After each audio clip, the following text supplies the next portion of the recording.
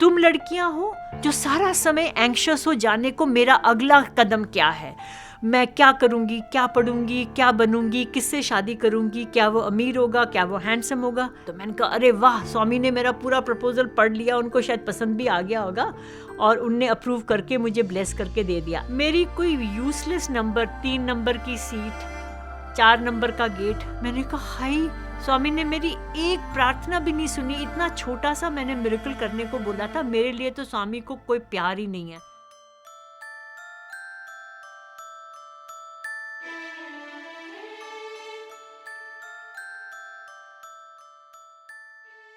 अब इस इंटरव्यू में जो हमें एमए के वक्त मिला था, बहुत सारी लड़कियों ने स्वामी से पूछा, स्वामी मैं इसके बाद क्या करूं? तो स्वामी ना बड़े आराम से कहते, तुमने क्या पढ़ा है?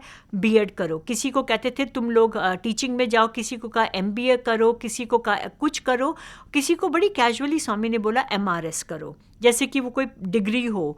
तो एमआरएस का मतलब आप समझ सकते हैं, मिसेस मतलब शादी करो। तो ऐसे ऐसे करके स्वामी ने सबको अलग अलग पदवियाँ दे दी कि तुम क्या पढ़ो।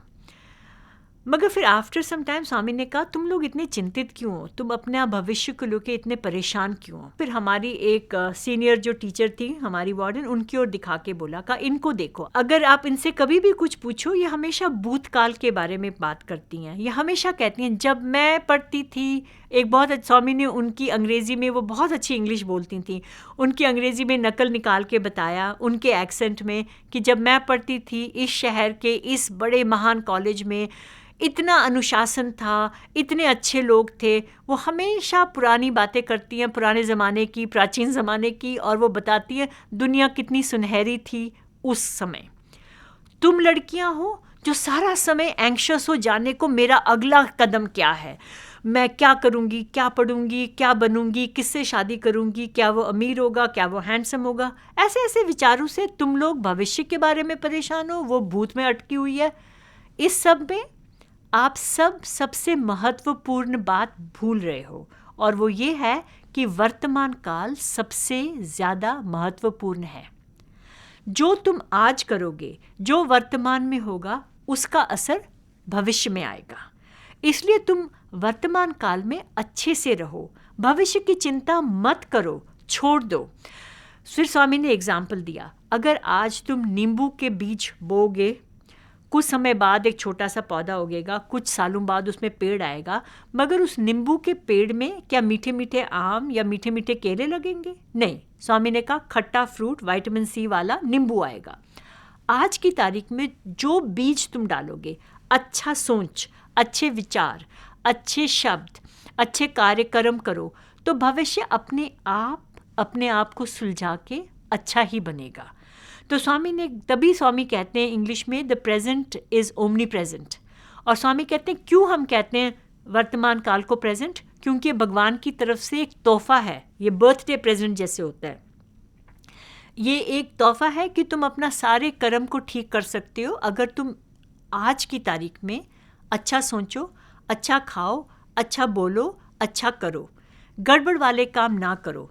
इंद्रियों पे निगरानी रखने को बोला स्वामी ने हमें, और हम अपनी इंद्रियों के द्वारा जो भी खाते हैं और या कंज्यूम करते हैं, जो हम अपनी आंखों से देखते हैं, जो अपने कान से सुनते हैं, जो मूवीज़ देखते हैं, वो सब पवित्र और साफ होना चाहिए। स्वामी ने कहा जो भी तुम अपनी सेंसेस से कंज्यूम करोगे उसका असर पड़ेगा तुम्हारे भविष्य पे। इसलिए स्वामी ने हमें कहा पुरानी बातें भूल जाओ, गलतियां हो गई भूल जाओ, स्वामी से माफ़ी मांगो, स्वामी जी से माफ़ी मांगकर आगे बढ़ो, मगर वर्तमान काल में अच्छे से जियो, उससे तुम्हारा भविष्य अपने आप उज्जवल होगा। ये एक बहुत ही प्रैक्टिकल और इम्पॉर्टेंट बात है। और आजकल के ज़माने में जो लोग इतना समय ज़ाया करते हैं, कभी फ़ोन पे स्क्रॉलिंग करते हुए, कभी अपने फ्रेंड से बात करते हुए, कुछ करते हुए, फजूल की चीज़ें देखते हुए इंस्टाग्राम पे या कहीं भी, उससे अच्छा ये नहीं है कि हम अपना काम अच्छा करें, स्वामी के बारे में सोचें। और अगर आपको इंस्टाग्राम देखना है तो मीडिया सेंटर का देखिए, अगर आपको ट्विटर देखना है तो श्री सत्य साई मीडिया सेंटर का देखिए। उससे आप टेक्नोलॉजी के थ्रू भी डिस्ट्रैक्ट नहीं होंगे, भगवान से ही हम लोग जुड़े रहेंगे। अगर हमको घर में हम कुछ खाना बना रहे हैं, शाम का समय है, हम प्रशांति लाइव देख सकते हैं। श्री सत्य साई मीडिया सेंटर का जो है प्रशांति मंदिर लाइव, हम खाना बनाते हुए भी भजन ही सुन रहे होंगे, हमें पता रहेगा मंदिर में क्या हो रहा है, हम हमेशा प्रशांति निलयम से जुड़े रहेंगे। जो बाबा ने इतने साल पहले 85 में मुझे जो बात बताई थी हमारे बैच को, पूरे बैच को, वो आज भी सही है और आज से 85,000 साल, 1000 साल बाद भी सही रहेगी, क्योंकि जो भी भगवान के दिव्य मुख से निकला है वो वेद है। जो अवतार के मुंह से आता है वो एक ऐसा सच है जो पास्ट, प्रेजेंट और फ्यूचर पे डिपेंडेंट नहीं है, वो हर समय के लिए हमेशा ही सच रहता है। जब मैंने MA अपना ख़त्म किया और मैं फिर 1 साल के लिए आई थोड़ा रिसर्च की और टीचिंग करने, मेरी इच्छा ये थी कि मैं जहाँ तक हो सके, जितना हो सके, अपना स्वामी के साथ प्रशांति निलयम से कनेक्शन को बढ़ाती जाऊँ।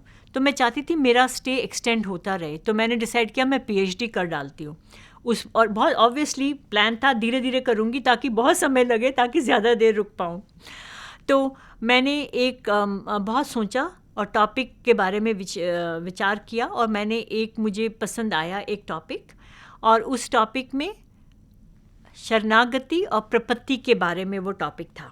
तो मैंने एक सिनॉप्सिस टाइप करवाया, प्रपोज़ल बनाया, और मैंने अनंतपुर टाउन में एक टाइपिस्ट से बनवाया, वो ब्राउन रंग के कागज़ के, कोई सोफिस्टिकेशन नहीं थी। उस टाइपिस्ट ने 100,000 गलतियाँ मेरे रिटन टेक्स्ट को टाइप करते हुए करी, और फिर पर पेज पता नहीं कितना पैसा लेके वो सब मैंने उन दिनों, उस ज़माने का बड़ा ही एंटिक्वेटेड तरीका था, मैंने वो रेडी करके मैं दर्शन में बैठी और एक पेपर में दिया स्वामी को, पेपर के बैग में। स्वामी ने कहा ये क्या है?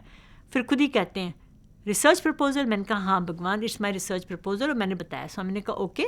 उस पर मैंने लिखा था placed at the divine lotus feet वगैरह। स्वामी ने उसको फोल्ड करके अपने बगल में रखा और वो दर्शन में निकल गए और सबसे चिट्ठियाँ लेते गए, और उनके बगल में मेरा वो लंबा सा प्रपोजल था। मुझे लगा बात बन गई, सुपर, सब ठीक हो जाएगा, सब सही सही सही बैठेगा। मगर भगवान को पता है हमारे लिए सही क्या है। वो मैं उस वक्त सोच रही थी कि अगर मेरा प्रपोज़ल सही चल पड़ा तो फिर मैं 3-4 साल तो काट ही लूँगी यहाँ।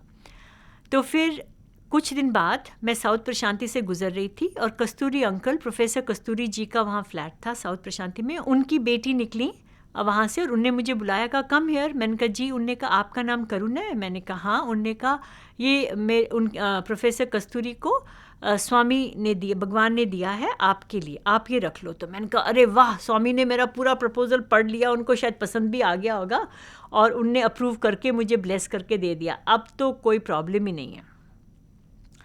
सो वो प्रपोजल मैं लेके गई वापस, मगर मैंने कभी PhD में कर नहीं पाई। उसके बाद मैं जब घर गई तो मैं लौट के आ नहीं पाई, और फिर मैं अपने गृहस्थ के आश्रम में व्यस्त हो गई, और मेरी शादी हुई और मैं बहुत अलग अलग जगहों पे रही।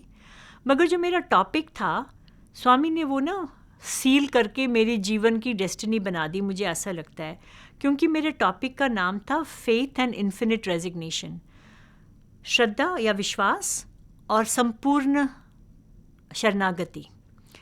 और वो मेरे जीवन की कहानी बन गई।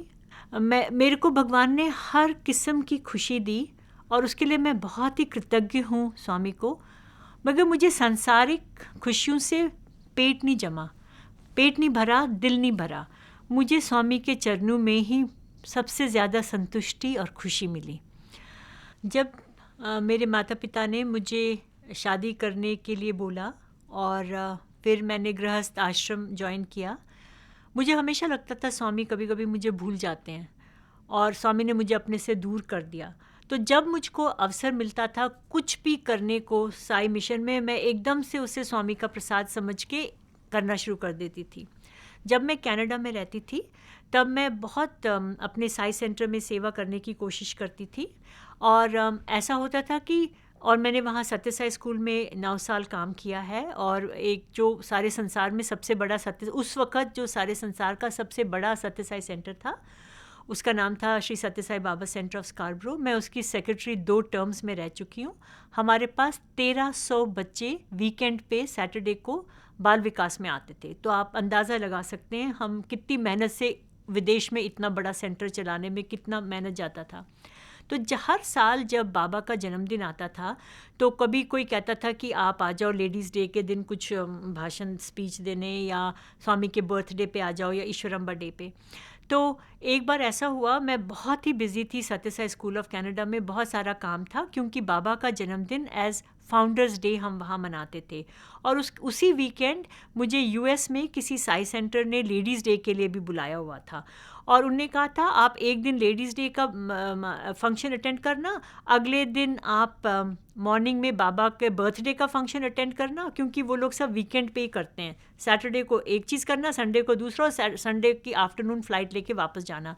अब फ्राइडे रात को मुझे जाना था, मैं फ्राइडे सारा दिन काम कर रही थी, विच मीन्स मेरे को वेंसडे थर्सडे से अपने ट्रैवल की पूरी तैयारी, अपने पैकिंग, अपने कपड़े, वहाँ तो हमको साड़ी, इतने बहुत ही बर्फ़ का वक्त होता है ना, स्वामी की बर्थडे पे बहुत ठंड होती है वहाँ, और विंटर क्लोथ सब कुछ रेडी करना। मैं बहुत स्ट्रेस्ड फील कर रही थी। मैं रात को रोज़ 2 बजे सोती थी, सुबह सत्यसाई स्कूल जाती थी, आके फिर काम करती थी। तो आखिर वाले दिन मेरी 4 बजे की फ़्लाइट थी सुबह, तो मैं बहुत ही अर्ली मॉर्निंग ठंड में गई, और मुझे अपने आप पे बड़ा तरस आ रहा था और मुझे थोड़ा सा स्वामी पे भी गुस्सा आ रहा था। मैंने कहा स्वामी आपको पता है मैं कितनी मेहनत करती हूँ, आप कभी मुझे कोई साइन नहीं देते हो कि आपको पता है मैं कितनी कोशिश करती हूँ आपको रिझाने की, आपको खुश करने की, क्योंकि मेरे जीवन का एक ही लक्ष्य था, स्वामी को खुश करना। तो उस दिन मुझे अपने आप पे बड़ा तरस आ रहा था, क्योंकि मुझे ज़ुकाम भी लग रहा था, बुखार भी लग रहा था, गले में दर्द थी, मैं दवाई भी खा रही थी, और फिर मैं सुबह 4 बजे मेरे हस्बैंड ने मुझे एयरपोर्ट पे छोड़ दिया। और मैं ना अपने मन में कहती, स्वामी जब भी ये फॉरेनर्स की किताब मैं पढ़ती हूँ, मैं देखती हूँ कि जब भी उनको ऐसा कुछ साइन चाहिए होता है, आप कमाल के कुछ उनके साथ मिरेकल्स करते हो, मेरे साथ ऐसा क्यों नहीं होता। तो फिर मैंने बाबा से कहा अभी मैं जा रही हूँ अपनी सीट लेने चेक इन के लिए, आप मुझे 9 नंबर या 9 मल्टीपल ऑफ 9 की सीट दिलाना, या मेरा गेट 9 होना चाहिए, और तब मुझे लगेगा आपको पता है मैं क्या कर रही हूँ। और मैं गई चेक इन पे पूरी कॉन्फिडेंस से कि मैंने स्वामी को चैलेंज दिया है। तो उसने मुझे कहा या ऑल सेट इन, उसने मुझे बोर्डिंग कार्ड दिया उस लेडी ने। मेरी कोई यूजलेस नंबर, 3 नंबर की सीट, 4 नंबर का गेट। मैंने कहा हाय, स्वामी ने मेरी एक प्रार्थना भी नहीं सुनी। इतना छोटा सा मैंने मिरेकल करने को बोला था, मेरे लिए तो स्वामी को कोई प्यार ही नहीं है। तो मुझको फ्लाई करके न्यू जर्सी पहले जाना था, और वहाँ पे मुझे जहाज़ बदलना था। तो सारे रास्ते मैं इतनी उदास बैठी थी, ना मैंने कुछ खाया ना मैंने पिया। मैंने कहा पता नहीं स्वामी मेरी does he even approve of what I am doing. Swami, मुझे पता है स्वामी को सब पता है, मगर शायद स्वामी खुश नहीं है मुझसे, क्योंकि मैं तो 3 और 4 को जोड़ के भी 9 बनाने की कोशिश करी थी, किसी भी एंगल से कोई नंबर 9 पे नहीं आ रहा था। तो मुझे पता चल गया कि कहीं पे 9 नहीं है। अब मैं न्यू जर्सी में उदास बैठी हूँ, मुझे इतनी उदासी छा रही थी, और मैं वेट कर रही हूँ अपनी अगली फ़्लाइट का। फ़्लाइट नंबर कुछ थी, फिर मुझे वहाँ से शायद कनेटिकट जाना था। तो अचानक मैंने अपना बोर्डिंग कार्ड उठाया, मेरा सीट नंबर 9, मेरा गेट 18, क्योंकि उसने मुझे टोरंटो में ही दोनों बोर्डिंग कार्ड दिए थे, मगर मैंने मुड़ के पीछे वाले देखे नहीं थे, तो वो स्टेपल्ड था। मेरी एक फ़्लाइट थी टू माय डेस्टिनेशन, और वापसी पे 2 और थी। टोटल 3 रिमेनिंग फ़्लाइट्स में हर नंबर, हर गेट, हर सीट 9 या 9 का मल्टीपल था। तो कई दफ़ा ऐसा मुझको लगता था कि स्वामी हमें भूल गए, और फिर वो और रुला देते हैं, और उस डबल रोने के बाद स्वामी फिर इतनी कृपा करते हैं कि हमें पता चल जाता है कि स्वामी सच में ही हमारी हर बात सुनते हैं, हर चीज़ सुनते हैं। अगर हम स्वामी से रोज़ 2 मिनट का डायलॉग करें और उनसे अपने पूरे दिन की समस्याएं डिस्कस करें, हमें काफ़ी सारे अपने कन्फ्यूजन का जवाब अंदर से ही मिलता है, वो स्वामी प्रॉम्प्ट करके बता देते हैं। आजकल हमारे जीवन में सोशल मीडिया इतना ज़्यादा प्रचलित है कि जो हमारे यूथ हैं वो काफ़ी बहुत ज़रूरत से ज़्यादा उससे प्रभावित हैं। और मुझे बहुत सारे सवाल लोग पूछते हैं कि बाबा क्या बोलते हैं यूथ के बारे में। देखिए, पिछले 10 साल में और पिछले 20 साल में टेक्नोलॉजी के कारण दुनिया इतनी ज़्यादा बदली है कि वो जो स्पीड है बदलाव की, वो पिछले 100 साल से ज़्यादा पिछले 10 साल में बदल गई है, क्योंकि इतना ज़्यादा इंटरवेंशन हमारी लाइफ में टेक्नोलॉजी का आ गया है। तो मैं सब यंग लोगों को यही कहूँगी, टेक्नोलॉजी बुरी नहीं है। आप उसका किस लिए प्रयोग कर रहे हो वो आपको देखना है। आपको भगवान ने बुद्धि दी है, डिस्क्रिमिनेशन दी है, विवेक दिया है। आप डिसाइड करिए आपको टेक्नोलॉजी सिर्फ एंटरटेनमेंट और सेंसरी प्लेजर, इंद्रियों को एंटरटेन करने के लिए यूज़ करना है, या आप टेक्नोलॉजी से कोई सोशल प्रॉब्लम सॉल्व करेंगे, सामाजिक जो समस्याएं हैं उनका हल निकाल रहे हैं। और मैं आपको ये बताना चाहूँगी, आजकल AI that is artificial intelligence का बहुत ही ज़्यादा बोलबाला है। हाँ, अगर मुझे एक प्रोजेक्ट सबमिट करना है, यंग लोग यूनिवर्सिटी में हैं, उनको प्रोजेक्ट, वो चैट को बोल ओपन AI से अपना प्लेजराइज करके एकदम से अपना प्रोजेक्ट प्रिपेयर करके उसमें थोड़ा आगे पीछे चेंज करके कुछ शब्द हटा के अपना काम फोकट में करवा सकते हैं। मगर एक तो मैं आपको बता दूं, गूगल के क्रॉलर्स उसको पब्लिश नहीं होने देंगे, वो प्लेजरिज्म चेक में पकड़ा जाएगा। और अगर वो पास भी हो गया क्योंकि आपने लेस देन 25% प्लेजराइज किया है, वो आपके सर्च इंजन में सबसे नीचे रैंकिंग में चला जाएगा। इसलिए अपने दिमाग का प्रयोग करना हमें कभी छोड़ना नहीं चाहिए। हर कोई स्टार्टअप का फाउंडर बनना चाहता है, हर कोई जल्दी से पैसे बनाना चाहता है, हर कोई फेमस होना चाहता है, मूवी स्टार बनना चाहता है, एंड व्हाई नॉट। मगर एट व्हाट कॉस्ट, और किन तरीक़ों से आप वहाँ पहुँचेंगे। जो आपके एम्बिशन है, एम्बिशन होना गलत नहीं है, मगर आप तौर तरीके कौन से अपना रहे हैं वहाँ पहुँचने के लिए। किसी और को कुचल के सक्सेस पाना सक्सेस नहीं है, वो कर्म वापस आएंगे। और उसके लिए मैं यूथ को एक ही बात कह सकती हूँ कि आप अपने चरित्र को बहुत स्ट्रांग बनाइए। उसके लिए चरित्र तभी आपका बलवान बन सकता है जब आपकी इंद्रियां थोड़ी निगरानी के अंदर रहेंगी। और हम ये नहीं कह सकते कि जब तक हम स्वामी के स्टूडेंट्स हैं हम एक तरीके से ड्रेसअप करेंगे, एक तरीके से बात करेंगे, एक तरीके से अपना व्यवहार करेंगे और बाहर जाके दुनिया में हम बिल्कुल बदल जाएंगे। ठीक है, समय के साथ चलिए, मगर अपने आदर्शों का कॉम्प्रोमाइज़ कभी ना करें, क्योंकि once a psy student always a psy student. अगर आपने बाल विकास पढ़ा है, अगर आप SSC में गए हैं, अगर आपने बाबा के स्कूल या कॉलेज कहीं भी पढ़ा है, आपका ये आपकी ये रिस्पॉन्सिबिलिटी है कि जो यहाँ के वैल्यूज़ हैं वो आपके लाइफस्टाइल चॉइसेस में भी रिफ्लेक्ट करें।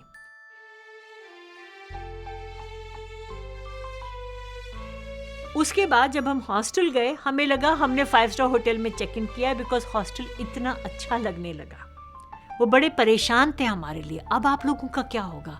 आप लोग वहाँ जाके बस गए, आपने घर ले लिया, आप वहाँ काम कर रहे, सेवा करने लगे, आपने सब छोड़ दिया, मगर बाबा ही नहीं रहे। उस दिन से आज तक हमारी साधना चल रही है और हम हर दिन एक ही चीज़ सीखते हैं। स्वामी थे, स्वामी हैं और स्वामी हमेशा रहेंगे।